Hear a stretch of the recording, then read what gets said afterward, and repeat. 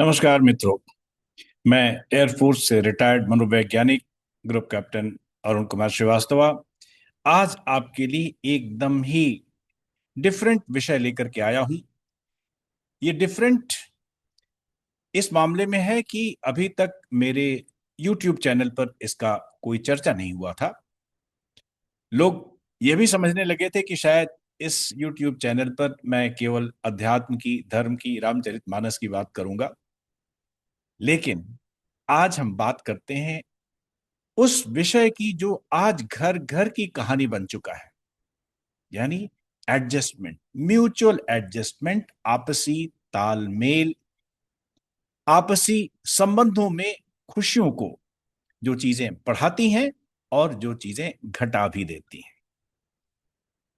मित्रों, मैं air force academy में जब काउंसलर की हैसियत से मेरी पोस्टिंग हुई, मेरी नियुक्ति हुई, तो उस समय मैंने सोचा था कि शायद लोगों को अपने प्रोफेशनल जिंदगी में, व्यावसायिक जिंदगी में कुछ दिक्कतों का सामना करना पड़ता है। फौजी की जिंदगी में दुनिया भर के तनाव रहते हैं, तो मुझे लगा कि शायद मुझे प्रोफेशनल लाइफ में होने वाले तनाव, अंतर्द्वंद, कॉन्फ्लिक्ट्स, स्ट्रेस, इसके बारे में शायद मुझे जो जो एयर वॉरियर्स हैं, यानी जो एयरमैन हैं, ऑफिसर्स हैं, उनको जो मनोवैज्ञानिक समस्याएं होंगी, मुझे उनका सामना करना पड़ेगा।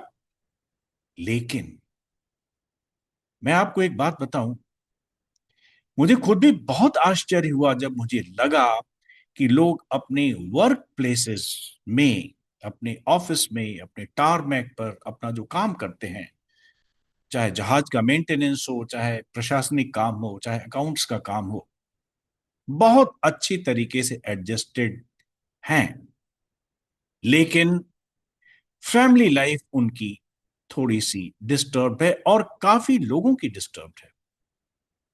आप विश्वास नहीं करेंगे कि मेरा टेलीफोन, ऑफिशियल टेलीफोन, बहुत बार रात में 10 बजे के बाद बजता था। और चाहे कोई एयरमैन हो या उसकी वाइफ हो, उनकी आपसी शिकायत वो होती थी कि उनके बीच में तालमेल बिल्कुल ही खत्म हो गया है और इस समय जबरदस्त झगड़ा हो रहा है। मित्रों, ये तो मेरा अपना अनुभव है।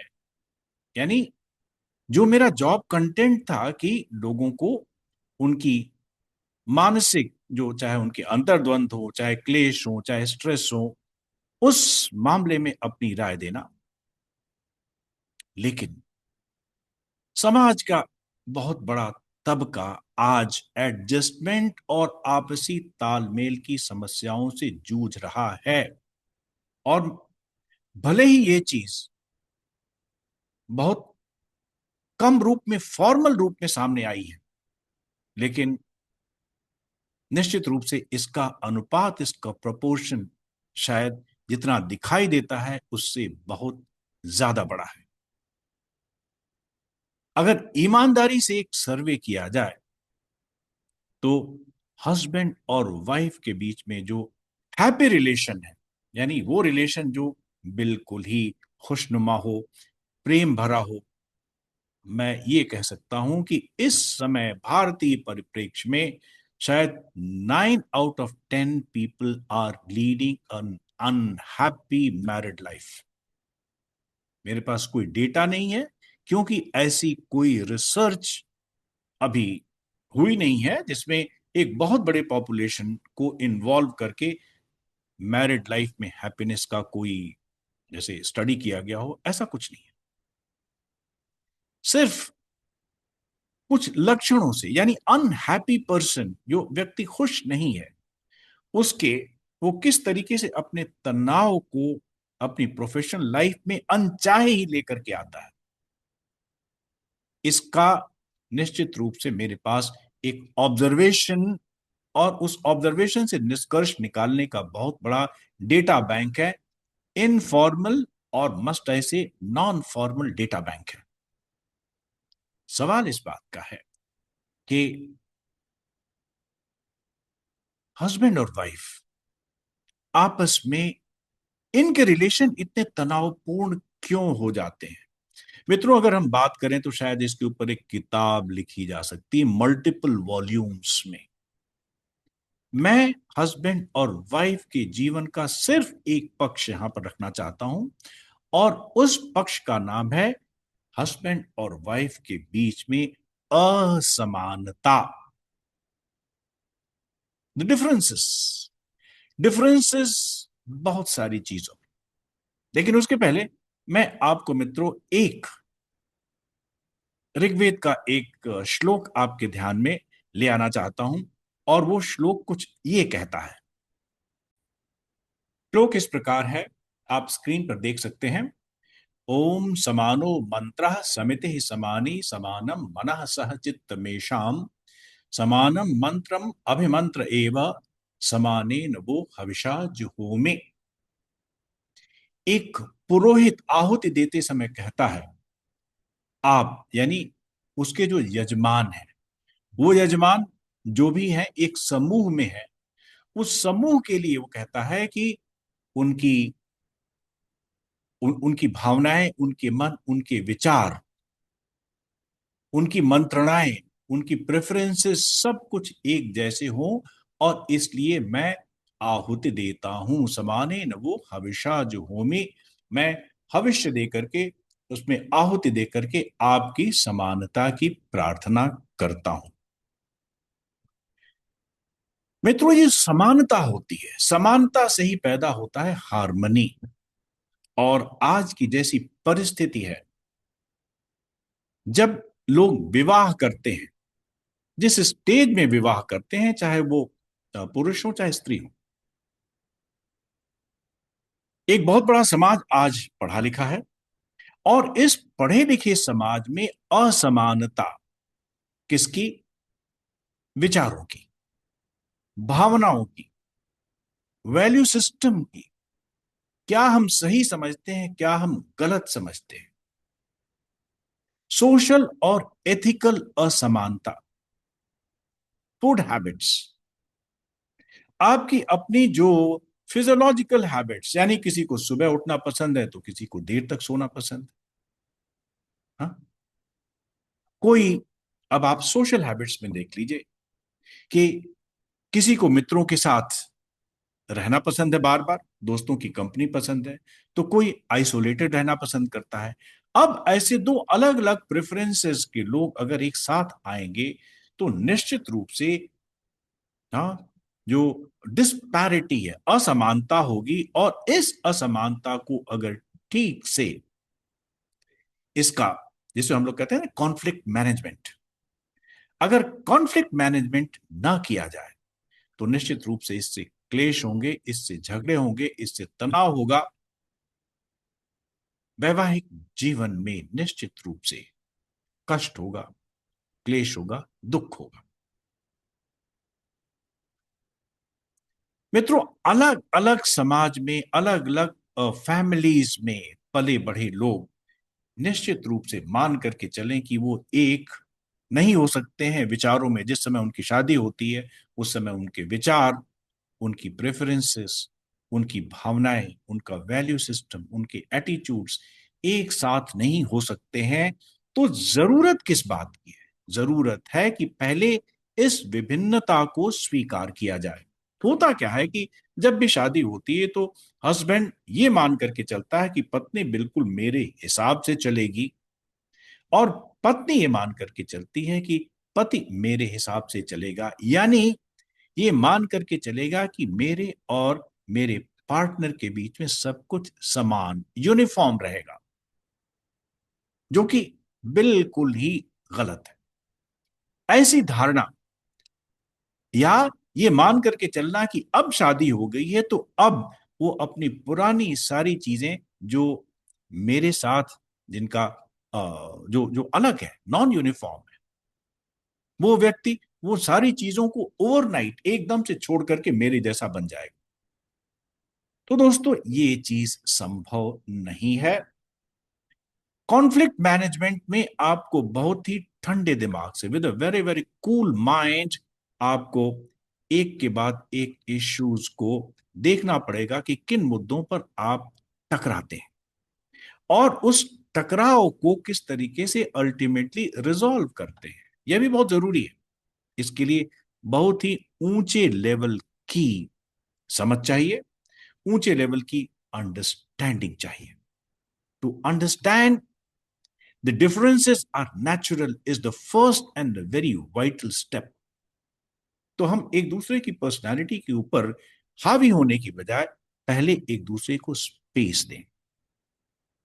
और दूसरी बात, थोड़ा भारतीय परिप्रेक्ष्य में यह बात अटपटी लगेगी, लेकिन सच्चाई तो यही है। हमारे यहां मतलब कुछ हम नॉर्थ ईस्ट की परंपराओं और उनकी कबीलों को छोड़ दें जिसमें, या बस्तर के कुछ आदिवासी हैं, उनको छोड़ दें जहां पर लड़का अपना घर छोड़ करके लड़की के घर रहने जाता है।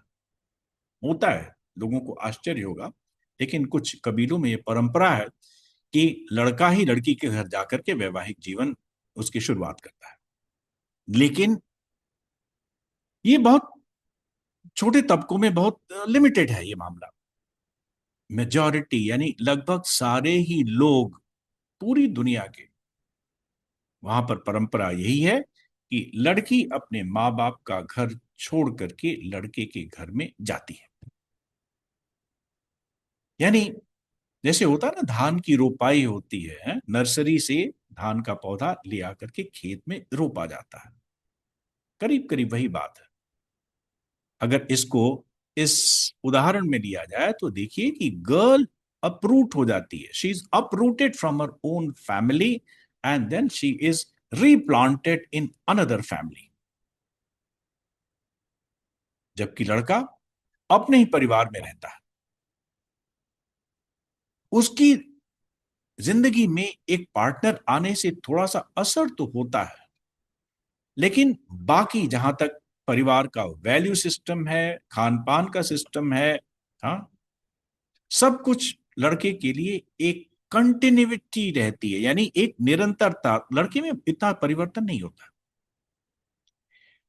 तो एक मनोवैज्ञानिक के रूप में मेरा ऑब्जर्वेशन ये है, मेरा रिकमेंडेशन नहीं है बाय द वे, ये बिल्कुल ही मैं हस्बैंड वाइफ उसके परिवार के ऊपर मैं छोड़ता हूं कि आप लोग अपने इस अंतर्द्वंद को, इस कॉन्फ्लिक्ट को, इस द्वंद को, अंतर्द्वंद तो नहीं कहेंगे, इस द्वंद को, इस कॉन्फ्लिक्ट को, इस विषमता को किस तरीके से आप मैनेज करते हैं। How to manage the conflict is left entirely to you. लेकिन एक बहुत बड़ी जिम्मेदारी लड़की को बनती है, she must enter with greater flexibility.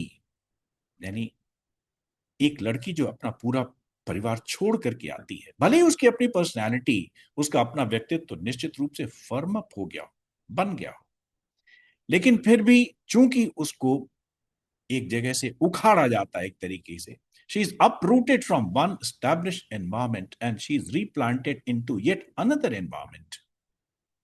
तो अगर लड़की अपने साथ कुछ अधिक फ्लेक्सिबिलिटी लेकर के आए, है ना, यानी देखिए फ्लेक्सिबिलिटी, थोड़ी सी, थोड़ा सा लचीलापन अपने व्यवहार में, अपने एटीट्यूड्स में, है ना, ये अगर है तो फिर एडजस्टमेंट आगे का आसान हो जाता है। She should be more ready. एक लड़की को अधिक मानसिक रूप से तैयार होना पड़ता है या पड़ेगा कि उसको अपने व्यवहार में जो लचीलापन है वो दिखाना पड़ेगा। अगर वो थोड़ा सा लचीलापन दिखाए, ये मैं नहीं कह रहा हूं कि लड़का बिल्कुल रिजिड, सख्त, नहीं मुझे तो चेंज नहीं होना है, ये गलत बात। लचीलापन दोनों को दिखाने की जरूरत है, लेकिन अगर लड़की थोड़ा अधिक लचीलापन दिखाएगी, क्योंकि उसके लिए तो पूरा वातावरण ही चेंज हो जाता है, पूरे रिश्ते चेंज हो जाते हैं।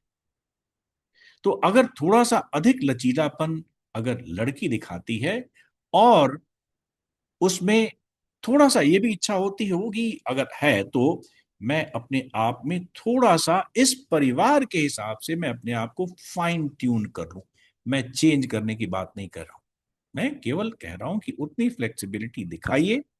और फ्लेक्सिबिलिटी दिखाने में भी क्या होता है, अगर हम एक दूसरे को थोड़ा सा स्पेस दे दें, मान लीजिए कि लड़का बहुत सोशल है, बहुत सारे उसके फ्रेंड्स हैं, बार बार आते हैं जाते हैं। सोशल होने में केयर करना पड़ता है, कोई दोस्त आएगा स्कूटर मांग लेगा, गाड़ी मांग लेगा। और अगर लड़की न्यूक्लियर फैमिली में है, यानी वो उसके परिवार में लोग सीमित रहे हों, हैं लिमिटेड लोग रहे हों, तो और या तो उसका वैल्यू सिस्टम ऐसा हो कि जहां पर लोग शेयर कम करते हैं। मैंने देखा है कि गांवों में या जो जो जो जो संयुक्त परिवार है, जो ज्वाइंट फैमिलीज है, मान लीजिए कि चार भाई हैं, चारों भाइयों के दोस्त आते हैं, सभी एक दूसरे को अकोमोडेट करते हैं। बहुत बार लोग एक दूसरे के कपड़े भी लेकर के जाते हैं, स्कूटी भी लेकर के जाते हैं, कार भी लेकर के जाते हैं। बहुत बार ऐसा भी होता है कि मान लीजिए कि किसी की बहन की शादी हो तो पूरा का पूरा परिवार वहां जाकर के मदद करने के लिए तैयार हो जाता है। किसी को रिसीव करना हो तो अच्छा कोई बात नहीं, दोस्त की बहन आ रही है, वो खुद ही जाकर के गाड़ी ले जाकर के वो कर लेता है। यानी वहां पर थोड़ी शेयरिंग की प्रैक्टिस ज्यादा होती है। लेकिन न्यूक्लियर फैमिलीज में शायद अगर लड़की पली बड़ी हो तो उसको इनिशियली ये चीजें थोड़ी सी अजीब लगती है। लेकिन अब जब किसी परिवार की यही परंपरा है, रीति है, तो आप उसको एकदम से तो बदल नहीं सकते हैं ना। तो थोड़ा सा आपको अपने आप ये चीज, इसको थोड़ा रिमॉडिफाई करना पड़ेगा, और ये बहुत मुश्किल नहीं है। देखिए एक चीज समझने की बात है कि व्यवहार बदलना इतना मुश्किल नहीं है जितना ये लगता है। थोड़ा सा दूसरे को स्पेस दीजिए, थोड़ा सा लचीलापन दिखाइए, और थोड़ा सा ये मान करके चलिए कि चलिए जो भी कुछ है। देखिए मनोविज्ञान में, साइकोलॉजी में, जब हम मानव व्यवहार की समीक्षा करते हैं तो किसी चीज को हम सही या गलत टर्म्स में नहीं कर सकते हैं। इतना कर सकते हैं कि इस परिस्थिति में ऐसा व्यवहार अनुकूल है या प्रतिकूल है। यानी ये उचित और अनुचित हो सकता है किसी परिस्थिति के हिसाब से, लेकिन व्यक्ति को उचित या अनुचित कहना, जजमेंटल होना, शायद मनोविज्ञान ये नहीं सिखाता है। मनोविज्ञान ये कहता है कि किसी भी परिस्थिति में कोई विशेष व्यवहार या तो उसके अप्रोप्रिएट हो सकता है या इन अप्रोप्रिएट हो सकता है, अगर इसको हम एक अलग, सेपरेट, एक एक एक एक एक्सेप्शन के रूप में लेकर के चलें, है ना। मनोविज्ञान में हमेशा ही ये रहता है कि आप किसी परिस्थिति के अनुरूप व्यवहार करें, और बाद में उसको एक किसी वैल्यू सिस्टम के साथ, यानी क्या चीज सही है क्या चीज गलत है। यानी किसी परिवार में ऐसा हो सकता है, मान लीजिए कि दूसरों की मदद करना सही माना जाता हो, तो ये इस परिवार का एक वैल्यू सिस्टम बन जाता है। उस वैल्यू सिस्टम के हिसाब से कोई भी चीज बार बार की जाती है तो वही आपका फिर बाद में व्यवहार बन जाता है। दोस्तों मुझे लगता है कि हर मनोवैज्ञानिक को कोई भी इस तरीके के जो उसके पास केसेस मिलते हैं तो उसको समानता और असमानता को लोगों को ध्यान में ले आना चाहिए। और हर मनोवैज्ञानिक का रोल भी यही होना चाहिए, जैसे कि उस ऋषि का रोल है जिसने ऋग्वेद में ये प्रार्थना की, ओम समानो मंत्र समिति समानी समानम मनः सहचित्त मेषाम समानम मंत्रमभिमंत्र एव समानेन वो हविषाज होमि। मित्रों, एक बार अगर आप समानता के धरातल पर आ जाएं, फिर देखिए जीवन में हार्मनी, जीवन में सुख ही सुख है। नमस्कार।